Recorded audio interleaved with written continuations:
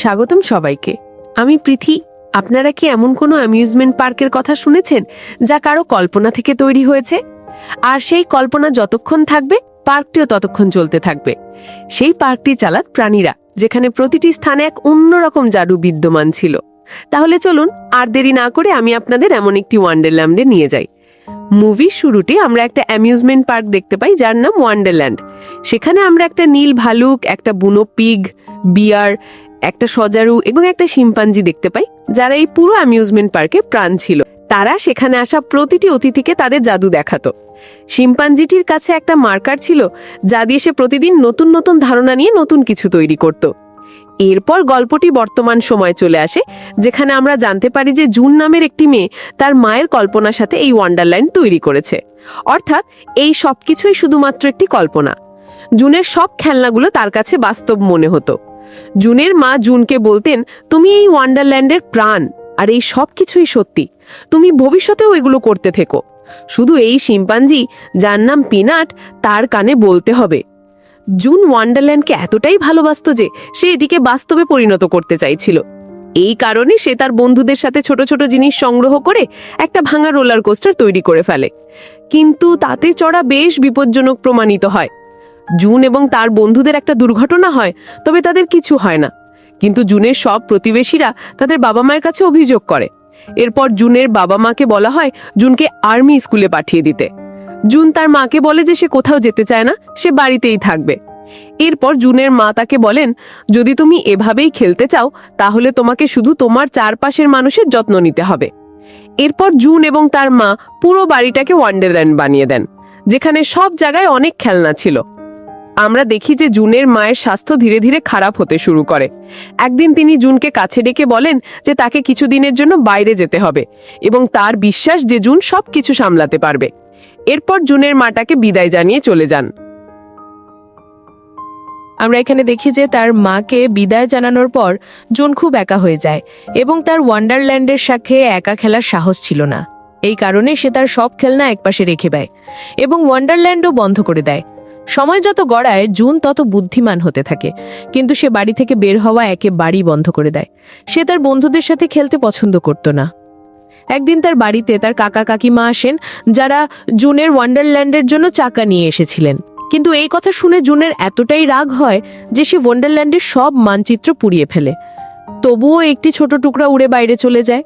আমরা দেখি যে জুন তার বাবার খুব যত্ন নেয় এবং বলে যে সে তাকে ছেড়ে কোথাও যাবে না, কারণ বাবা নিজের যত্ন নিতে পারেন না। তা সত্ত্বেও জুনের বাবা জুনকে একটি গণিত ক্যাম্পে পাঠিয়ে দেন।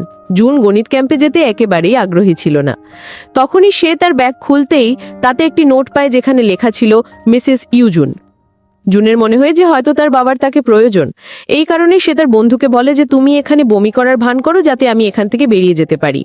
জুনের বন্ধু তাকে অনেক সাহায্য করে এবং এরপর জুন বাস থেকে নেমে বাড়ির দিকে দৌড়াতে শুরু করে। কিন্তু তখনই সে তার ওয়ান্ডারল্যান্ডের সেই ছোট টুকরাটি দেখতে পায়, যার পিছু নিতে নিতে সে একটি খুব অন্ধকার বনে পৌঁছে যায়। তখন এখানে জুন একটি স্লাইডার পায়, যাতে সে ঘটনাক্রমে বসে পড়ে এবং স্লাইডারটি চলতে শুরু করে। দেখতে দেখতে জুন সত্যিকারের ওয়ান্ডারল্যান্ডে পৌঁছে যায়, যেখানে সে একটি রোলার কোস্টারে অনেক দূরে চলে আসে। এরপর জুন সেই কল্পনার খেলনাগুলোর সাথে দেখা করে যেগুলো তার কাছে ছিল, এবং একসময় সেই সব কিছু তার সামনে চলে আসে। তারা জুনকে বলে, তাড়াতাড়ি এখান থেকে পালিয়ে যাও, আমাদের উপর কেউ হামলা করেছে। জুন জিজ্ঞাসা করে, আপনারা সবাই কার থেকে পালাচ্ছেন এবং ওয়ান্ডারল্যান্ডের এমন অবস্থা কিভাবে হলো? এরপর প্রথমে এইসব প্রাণী জুনকে জিজ্ঞাসা করে যে তুমি কে এবং এখানে কিভাবে পৌঁছালে। জুন জানতে পারে যে ওয়ান্ডারল্যান্ডের অবস্থা খুব খারাপ হয়ে গেছে এবং এখন পিনাটও এখানে নেই। একই সাথে যেই খেলনাগুলো বাচ্চাদের দেওয়া হতো সেগুলো এখন জম্বিতে পরিণত হয়েছে, অর্থাৎ শিম্পাঞ্জি জম্বি। সে এখান থেকে বের হতে যাচ্ছিল, তখনই তার সামনে গ্রেটা আসে এবং তাকে সবকিছু জানায়। একই সাথে আমরা দেখি যে বুমার সবসময় ঘুমানোর অভ্যাসে ছিল, অর্থাৎ সে কিছু বলার পরেই ঘুমিয়ে পড়তো। এই সবাই মিলে জুনকে জানায় যে এখানে অন্ধকার ছড়িয়ে পড়েছে এবং একই সাথে ক্লকওয়ার্ক সুইংও বন্ধ হয়ে গেছে। যতক্ষণ না এটি চালু হবে ততক্ষণ এখানে এভাবেই অন্ধকার চলতে থাকবে। এরপর আবার শিম্পাঞ্জি জম্বিরা সবার উপর আক্রমণ করে। এই সবকিছু তো জুনই তৈরি করেছিল, এই কারণে সে জিনিসগুলো সম্পর্কে জানতো। সে এখানে মাছ উড়াতে শুরু করে, কিন্তু তবুও সে এই জিনিসগুলো থেকে বাঁচতে পারে না। সে সব প্রাণীদের বলে যে হয়তো আমি ক্লকওয়ার্ক সুইং ঠিক করতে পারি এবং আমি তোমাদের সাহায্য করতে চাই।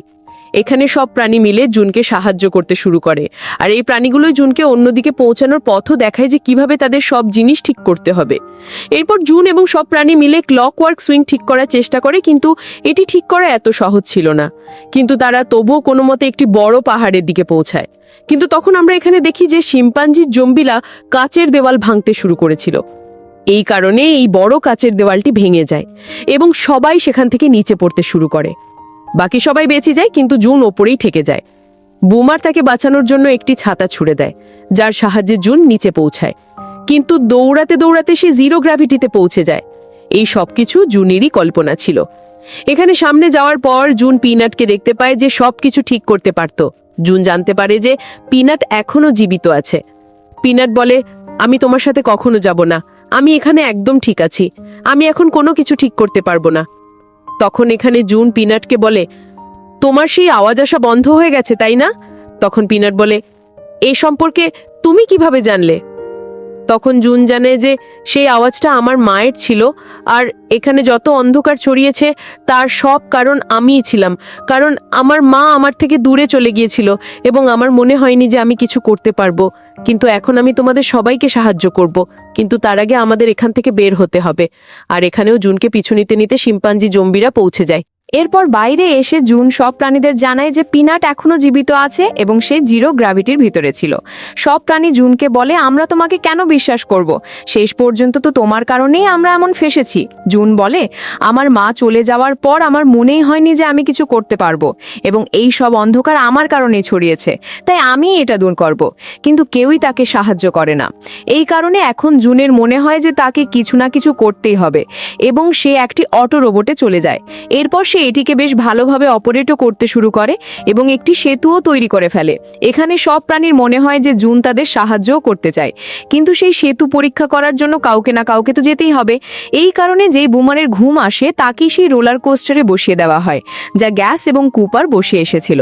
বুমারকে সামনের দিকে যেতে হতো, কিন্তু তখন একটি কাক আসে এবং বুমারের মনোযোগ সরে যায়, যার কারণে সে ভুল করে উল্টো দিকে স্লাইড করতে শুরু করে। কিন্তু উল্টো দিকে তো পুরো রোলার কোস্টার ভাঙা ছিল। এখানে জুন সবাইকে তাদের নিজেদের কাজ জানায়, কিন্তু তা সত্ত্বেও বুমার বেশ দ্রুত গতিতে এগিয়ে আসছিল। তখনই একটি দড়ির সাহায্যে তারা বুমারকে ধরার চেষ্টা করে, কিন্তু এই সবাই মিলে একই দড়ির সাহায্যে নিচে পড়ে যায়, কিন্তু তারা গাছে আটকে বেঁচে যায়। তাদের এখানে জানতে হয় যে প্রতিটি জিনিস অন্ধকারের ভিতরে চলে যাচ্ছে এবং সব শিম্পাঞ্জি জম্বিরা তাদের ভিতরে পাঠাচ্ছে। তারা দেখে যে পিনাটকেও ধরে ফেলা হয়েছে এবং তাকেও অন্ধকারে পাঠানো হচ্ছে। এরপর জুন বলে যে তাকে আমি নিজেই নিয়ে আসবো, এবং এখন জুনও একটি রাইডে বসেই অন্ধকারের ভিতরে চলে যায়, যেখানে ওয়ান্ডারল্যান্ডের সব জিনিসপত্র ছিল। সে পিনাটকে ডাকে এবং এরপর পিনাটকে নিজের উপর বিশ্বাস করতে বলে। সে পিনাটের কানে বলতে শুরু করে যে তুমি সবকিছু করতে পারো, শুধু তোমার মার্কার নাও এবং স্লাইড তৈরি করা শুরু করো। এরপর পিনাটের মধ্যেও পুরো প্রেরণা আসে এবং সে তার নিজের মার্কার দিয়ে জাদু করা শুরু করে। দেখতে দেখতে এখানে স্ট্রয়ের স্লাইড তৈরি হতে শুরু করে এবং বাইরে এসে তাদের পুরো প্রাণীদলও একসাথে হয়ে যায়। এরপর জুনের কাছে যে ওয়ান্ডারল্যান্ডের ছোট মানচিত্র ছিল সেই সম্পর্কে সে জানতে পারে যে আসলে ক্লকওয়ার্ক সুইং কিভাবে ঠিক করা যেতে পারে। জুন পিনাটকে বোঝায় যে এর ওপরে তো আমার নাম লেখা আছে, অর্থাৎ এই সব স্ট্র দিয়ে তুমি আমার নাম লেখা শুরু করো। যেই ক্লকওয়ার্ক সুইংয়ে এই স্ট্র জুনের নামের সাথে আসে তখন এই পুরো ক্লকওয়ার্ক সুইং পুরোপুরি ঠিক হয়ে যায় এবং সেই পুরো অন্ধকার শেষ হয়ে যায়। দেখতে দেখতে এই সব জাদু ওয়ান্ডারল্যান্ডে চলে আসে। এখানে এই ওয়ান্ডারল্যান্ডে আগের মতো জৌলুস আসে এবং প্রতিটি জিনিস একদম নিজের জায়গায় পৌঁছে যায়। আর এখন জুনের যাওয়ার সময় ছিল, যেখানে সবাই বলে যে তুমি এখানে অবশ্যই এসো। এরপর আবার সব প্রাণী অর্থাৎ পিনাট, বুমার, দ্রেটার, স্টিভ, গ্যাস এবং কুপার সব বাচ্চাদের বিনোদন দিতে শুরু করে। এখানে জুন তার বাড়ির দিকে রওনা হতে শুরু করে। যেখানে সে তার বাড়িতে পৌঁছায় তখন সে তার বাবাকে বলে, আমাকে ক্ষমা করে দাও যে আমি সারা রাত গায়েব ছিলাম। তখন তার বাবা বলেন, আমি তো তোমাকে মাত্র আধ ঘন্টা আগেই ছেড়ে এসেছি। এবং এখন জুন বাড়িতে যেতেই তার সব খেলনা বের করে নেয় এবং আবার ওয়ান্ডারল্যান্ডের সৃষ্টি শুরু করে।